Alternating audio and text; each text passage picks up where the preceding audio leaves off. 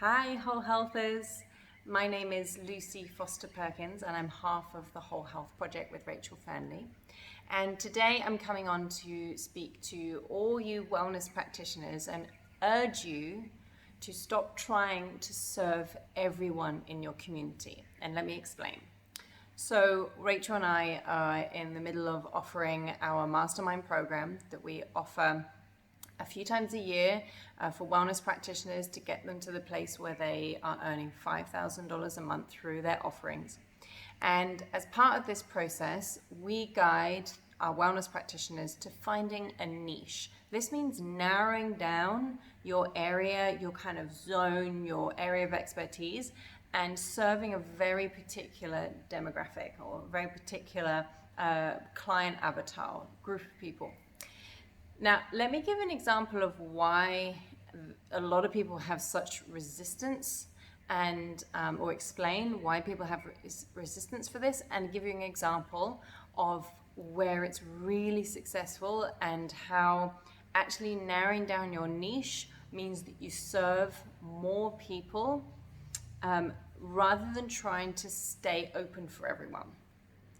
So, first of all, often wellness practitioners will come to us and they'll be like, well, yoga can help everyone, or maybe they are a tantra teacher, or maybe they're a Reiki practitioner, or whatever modality that they use, and they're like, yoga can serve everyone. That's true, it can. But if your messaging through social media, if your workshops, if your offerings are open to everyone, no one really knows that that workshop is for them, because they are going around in their own little world with very specific needs or problems that they need solving, and they're looking for the right person to solve them.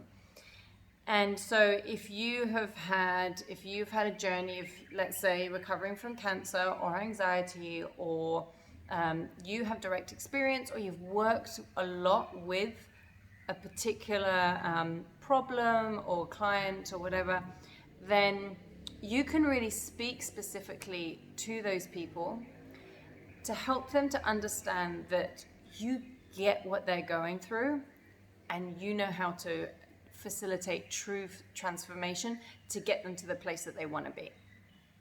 I'll give you an example of this, because when I started teaching, yoga was my first modality. I did a 200-hour teacher training, and I wanted to teach surfers. I surfed already. I had experienced how yoga had really helped my surfing, and I was really passionate about passing this information on to other surfers.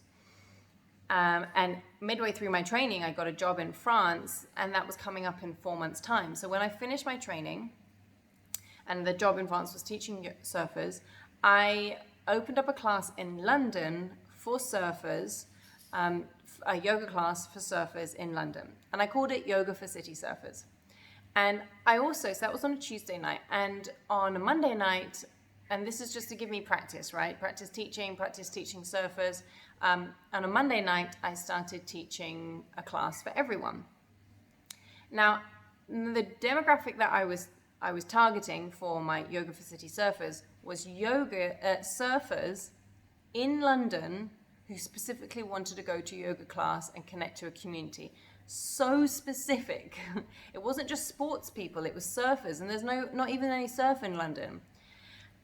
And the class on the Monday was for everyone. Anyone who wants to come to yoga class, they're welcome. The Monday nights I had 3 students, 4 students, 1 student.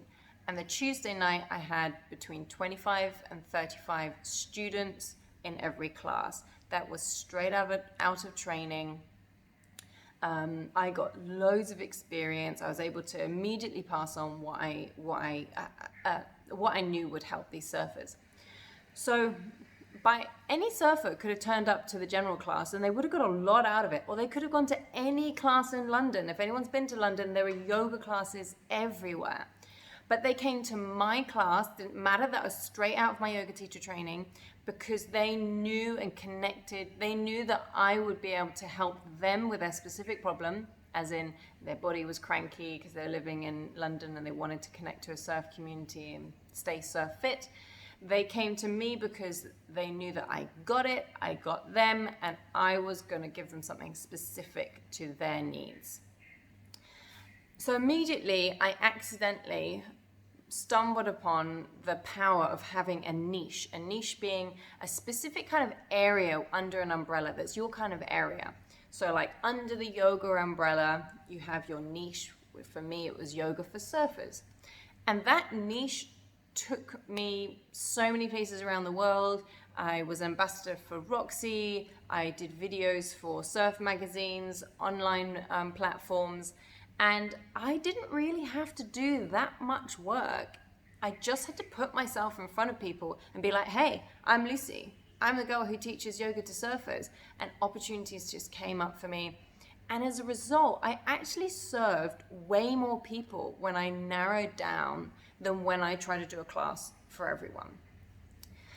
We have a wonderful student in our mastermind program at the moment who has just narrowed down her niche.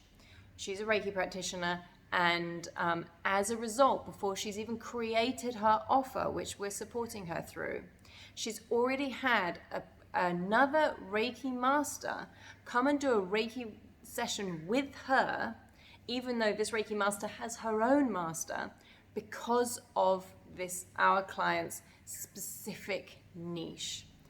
So it's another amazing example of how when you narrow down, you actually get more clients.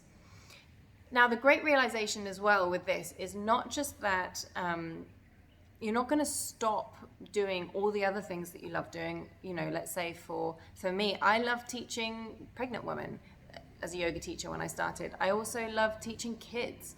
It didn't mean that I stopped doing that or that I had to block that out because my niche was yoga for surfers and I must stick with that. But people were like, hey, like, I see you're the girl that teaches yoga for surfers. I really vibe with that.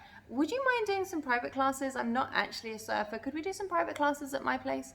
Or, hey, I've had people who be like, hey, I'm a windsurfer, but I do your classes online because they really help me.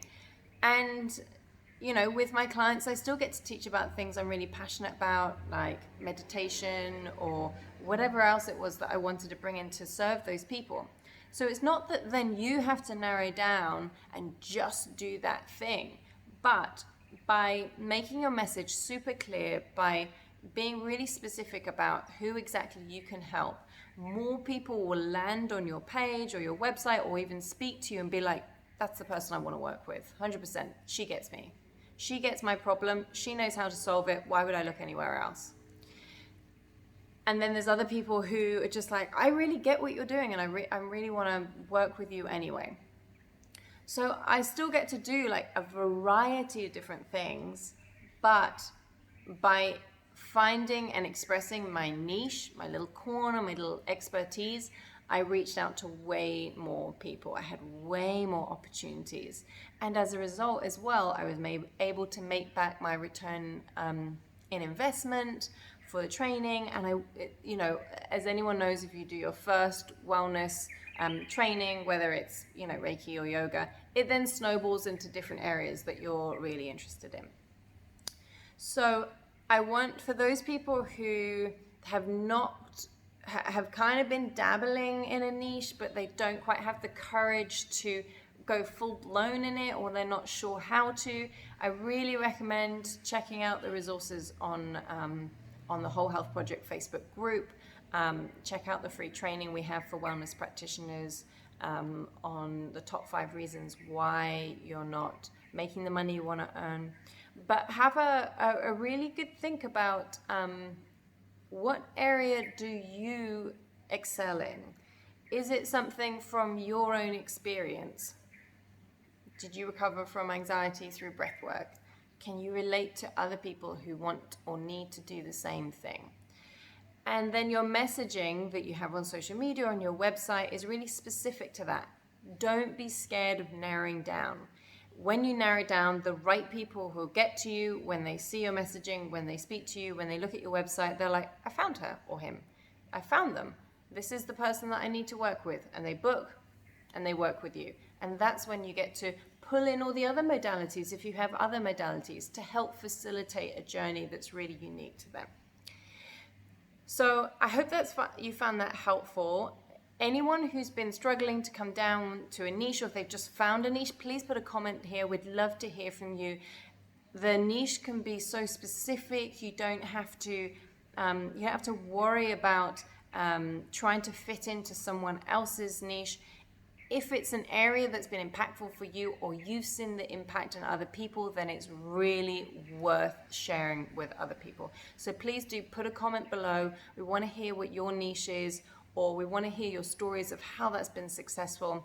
And if you're not sure about what your niche is, then let's brainstorm here. Let's write some stuff down, and everyone in this community can help support as well. So I hope you found that useful, and look forward to hearing from you. Bye.